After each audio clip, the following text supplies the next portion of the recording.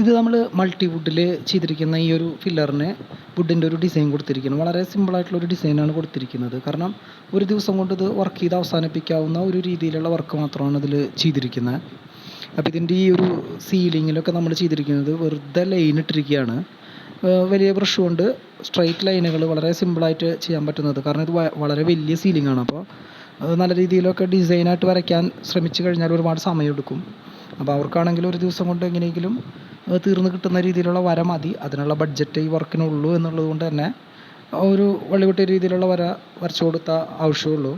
അപ്പോൾ അതിന് വേണ്ടിയിട്ടുള്ള ഒരു സ്ട്രൈറ്റ് ലൈൻ മാത്രമാണ് ഇതിൻ്റെ സീലിങ്ങിൽ കൊടുത്തിരിക്കുന്നത്. അപ്പോൾ ചില ആളുകൾ പറയാറുണ്ട് കോട്ടൺ വേസ്റ്റ് കൊണ്ട് തുടച്ചാൽ മതിയെന്ന്. പക്ഷേ ഈ ഒരു സീലിങ്ങിൻ്റെ ഷേപ്പ് എന്ന് പറഞ്ഞു കഴിഞ്ഞാൽ ഇതിന് ഒരു ഫ്രെയിം ഉള്ളതുപോലെ ഉണ്ട്. അപ്പോൾ കോട്ടൺ വേസ്റ്റ് കൊണ്ട് തുടച്ച് കഴിഞ്ഞാൽ നമുക്ക് ആ ഒരു എൻഡുകൾ തമ്മിൽ കൂട്ടിമുട്ടാത്തതുപോലെ ആയിട്ട് വരും. അപ്പോൾ വലിയ ബ്രഷ് കൊണ്ട് നമ്മൾ വെറുതെ വൈറ്റ് സിമെൻ്റൊക്കെ അടിക്കുന്ന പോലെ അങ്ങ് വരച്ച് പോയി കഴിഞ്ഞാൽ തേക്കിൻ്റെ പോലെയൊക്കെയുള്ള ഒരു കളറ് കിട്ടും.